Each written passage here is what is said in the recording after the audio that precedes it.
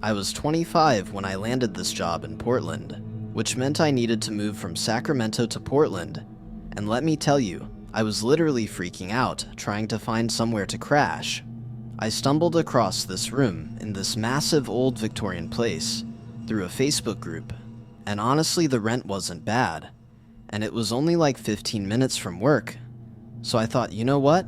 Let's do this. The guy who owned it was this dude named Derek, who was 34, and he was pretty scrawny with this scraggly beard and those little wire glasses. And at first he seemed like a normal enough guy, just kind of kept to himself. He worked from home doing something with data and computers and whatever, and he was cool with me moving in, so I grabbed my stuff and moved in the next week, and I thought, okay, this is gonna work out just fine.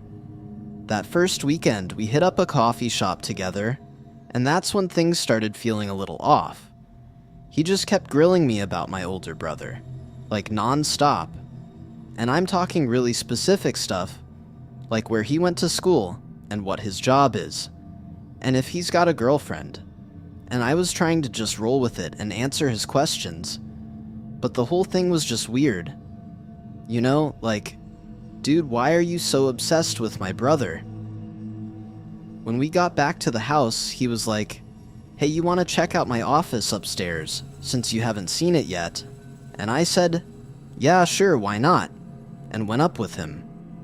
The moment I walked in, I was like, okay, this is not normal, because there was military stuff plastered everywhere. I mean medals hanging up and dog tags and old uniform pieces, and tons of old photos of soldiers all over the place. There was this one particular soldier whose face showed up in like a bunch of different framed pictures around the room. And Derek told me that was his older brother who got killed in Afghanistan like 10 years ago. And then he dropped this bomb on me, saying I had the same build as his brother and the same hair color, and having me in the house made him feel better or something. I'm standing there thinking, this is really messed up, especially after he spent the whole coffee date interrogating me about my own brother, and now I'm realizing this guy's got some serious issues with how he's dealing with losing his brother.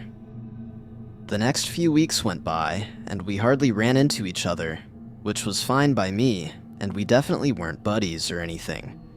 He would take off early every morning, saying he was going running, but I never saw the guy in gym clothes even once.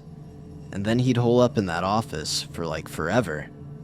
Sometimes at night, I could hear him pacing around in the room above mine, just walking back and forth for hours. And I kept thinking, what the hell is he doing up there all night long? Every now and then, he would pop out and try to chat for a couple minutes, but usually he'd just show up in doorways, out of nowhere. Most of the time, he wouldn't even say anything. He would just stand there staring at me while I was chilling in the living room, and sometimes I would spot him and be like, hey Derek. And then there would be this super awkward silence before he would kind of shake it off and blink a bunch of times. Being around him started making me feel pretty uneasy, because something about the guy just rubbed me the wrong way big time. One night, I woke up around 3 a.m., dying of thirst and needing water bad. I walked out of my room, and the whole place was pitch black, but I could see Derek's outline standing in the living room, and he was over by the fireplace, holding some picture frame, and he was like swaying back and forth. He was mumbling something under his breath, and I caught my name in there, mixed with other stuff, like, just like Ryan. Ryan would understand. Ryan's here now. And seeing him standing there in the dark, rocking back and forth, saying my name, scared the crap out of me. It looked like his grief was pushing him over the edge into some kind of breakdown, and I wanted nothing to do with it. I backed up real quiet and got back to my room and tried to fall asleep, but man, my heart was racing, so I couldn't really sleep. Another night, I'm watching a movie, and Derek just appears at the bottom of the stairs, looking super stressed out, and messing with his hair, like crazy. Out of nowhere, he's like, can I tell you about how my brother died? And I'm sitting there like, whoa, okay, that's random. but I said sure, go ahead and got ready to listen. Like 10 minutes in, and the guy's emotions are just bouncing all over the place. He's basically screaming about the bomb and the funeral and how unfair everything was, and I'm thinking, oh man, the neighbors are gonna lose it. But he totally blew me off when I tried to get him to chill out. Then while he's going off, he says something that really freaks me out when he mentioned that sometimes he thinks about killing himself so he can be with his brother again. And that's when I realized I was in deep. That comment just flipped everything on its head for me, because I suddenly got hit with the fact that I had no clue what this guy might do. He was basically a stranger, and all this crazy stuff kept piling up and pointing to something really bad brewing. A minute later, he looks right at me with these dead eyes and tells me I don't get it and I can't leave, and I'm part of this now. And I'm like, what does that even mean? I made up some BS excuse real quick and booked it to my room to try and sleep, but staying in that house with him felt straight up dangerous. And the worst part was, my door didn't even have a lock on it. I ended up shoving my dresser in front of the door to block it in case he tried something. Sometime in the middle of the night, I heard my doorknob turning real slow, and I knew Derek was trying to get in. I snatched my phone ready to call 911 and yelled at him to knock it off. I could hear him breathing right outside my door, which creeped me out so bad. I screamed at him to get back to his room and leave me alone, and finally I heard his footsteps heading back upstairs. But no way was I falling asleep after that, because I was way too freaked out. When morning rolled around and I walked out into the hallway, I almost had a heart attack because there was this paper on the floor that had been slid under my door. It had a printed picture of Derek's brother in his uniform, and next to it was a photo of me that I didn't even know he'd taken. Under both pictures, he'd written brothers in this really shaky handwriting, and I got chills all over. I kept thinking about what he said about wanting to die, and me being part of this, and I knew right then I had to get the hell out. I snapped a pic of the paper on my phone for proof, and threw some stuff in a bag, and bailed that same day. I'd had it up to here with that nightmare, and I crashed on a coworker's couch while I looked for a new place, and I only went back one time to grab the rest of my things, and that was only when I was 100% sure Derek wasn't gonna be there.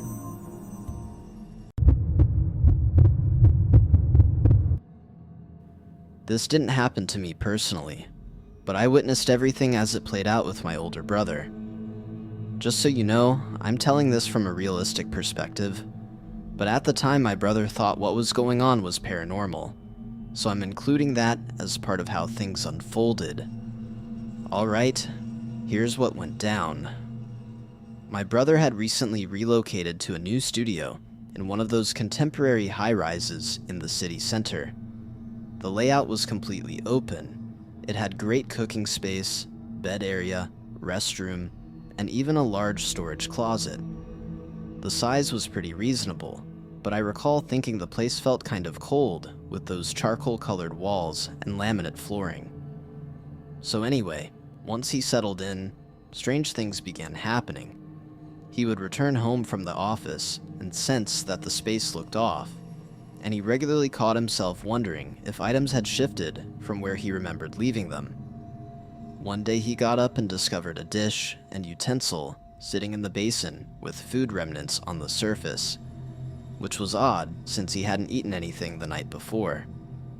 Someone unknown was moving through the apartment, but my brother doesn't buy into paranormal stuff, though our mother does, so she was convinced it was something otherworldly and actually brought over a minister from her congregation to bless the unit. The guy walked through the entire house, performed his ritual, said prayers at the entryways and everything, and mentioned to my brother that sometimes newer constructions sit on older land, and there's no telling what existed there previously.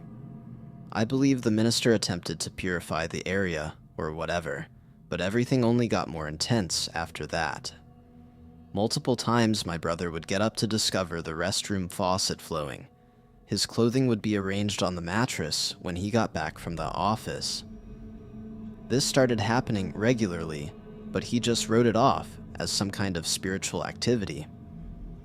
One specific day, he woke up and realized his deodorant had vanished from the restroom shelf. He located it several days later, tucked away in the kitchen cabinet alongside the mugs. That was more extreme than the usual occurrences, and it genuinely unsettled him. On another occasion, he set up an inexpensive surveillance camera aimed at his entrance, and the following day, the recording was damaged. The night after that, the camera was disconnected despite him being certain he had connected it. He was really starting to panic at that point, and didn't feel secure in the place anymore. The final straw came one day when he woke up and headed out for his job, and discovered his entrance was not locked.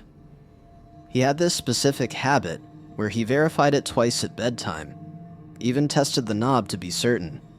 The bolt lock was disengaged and the security chain was dangling free. But that wasn't the worst part. When he checked his phone, he found photos in his camera roll that he didn't take. Pictures of himself sleeping, taken from different angles around his bed. Some were from just a few feet away. The timestamps showed they were taken throughout the night, the most recent one just 20 minutes before he woke up. Someone was doing this and clearly had access to the unit, creeping around during the night while he was asleep, standing over him, photographing him, and had unclear motives. They'd been that close to him, watching him for who knows how long, and he never knew. There's no telling what might have occurred if he'd remained there and allowed things to keep getting worse. It's really disturbing and makes me uncomfortable just recounting this from his experience. He still questions whether it was the building maintenance worker or somebody who had an extra key, but honestly, I don't think he wants to know.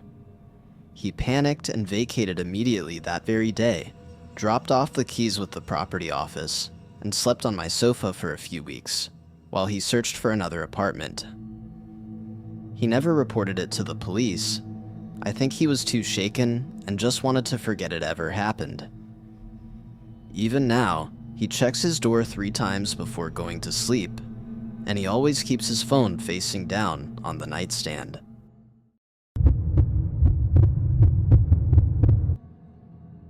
I live on the ground floor of a duplex in an older neighborhood. The houses around here are pretty typical. Most of them were built back in the 70s. Nothing fancy though, but they're in decent shape. What makes my situation a little unusual is that my place sits right next to another duplex, with barely any space between us.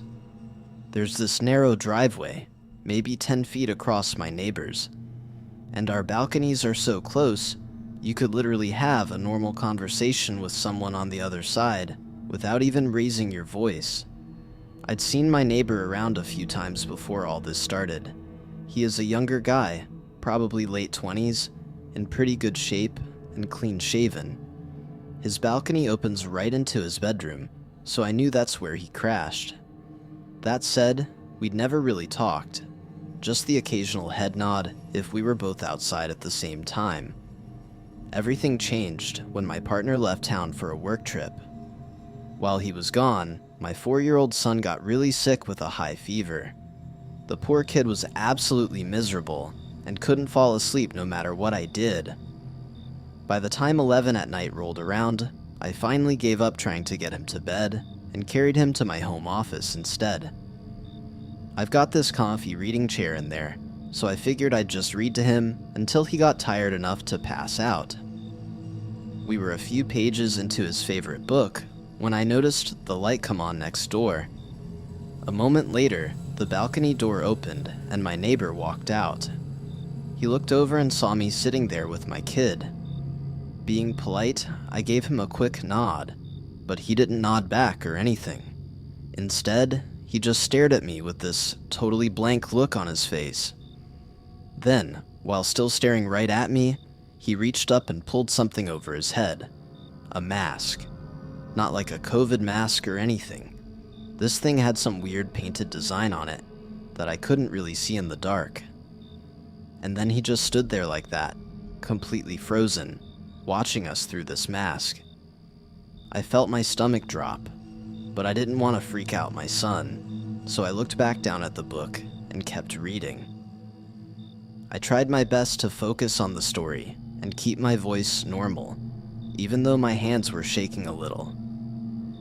After what felt like forever, but was probably only a couple minutes, I snuck a glance back up and saw he was gone. The light was off too. I tried to brush it off, but 3 nights later, it happened again. My son was still running a fever, which meant we were back in that chair in the middle of the night. This time, it was after 2 in the morning. I was completely wiped out. My son was finally starting to drift off against me, and that's when I saw that balcony light turn on again. This time, the guy came outside already wearing a mask before he even opened the door. It was a different mask this time. I could tell right away. Without hesitating, he walked straight to the railing, grabbed onto it with both hands, and just stood there staring at me. He didn't move, and neither did he say anything. He just held onto that railing and stared. My heart started racing, but my son was so close to falling asleep, and I didn't want to wake him up by moving around. So I kind of turned away a little and kept reading like nothing was happening, hoping he'd just go away. He stood there for what felt like forever, before finally turning around and going back inside.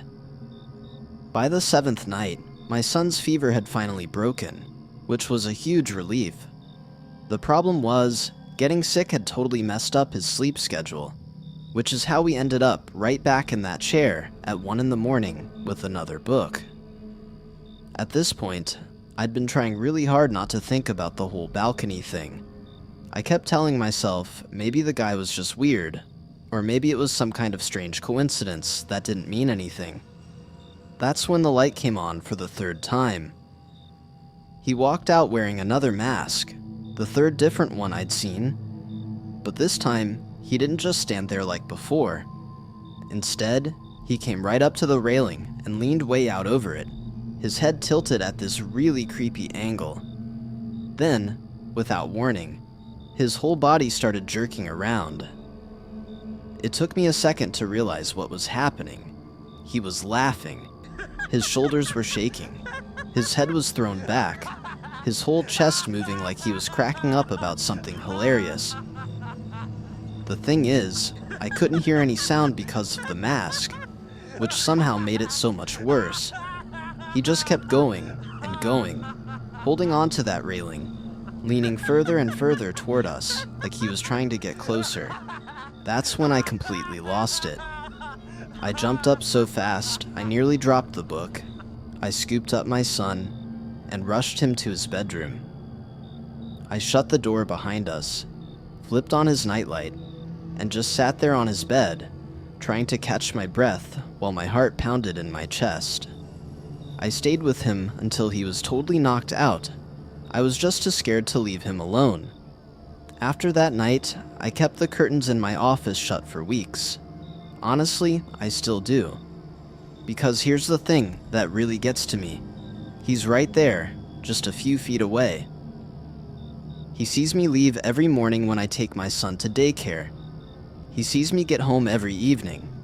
He knows my partner's gone half the time, because he can see when his car isn't in the driveway. Most importantly, he knows exactly when I'm by myself, which is what keeps me up at night even now.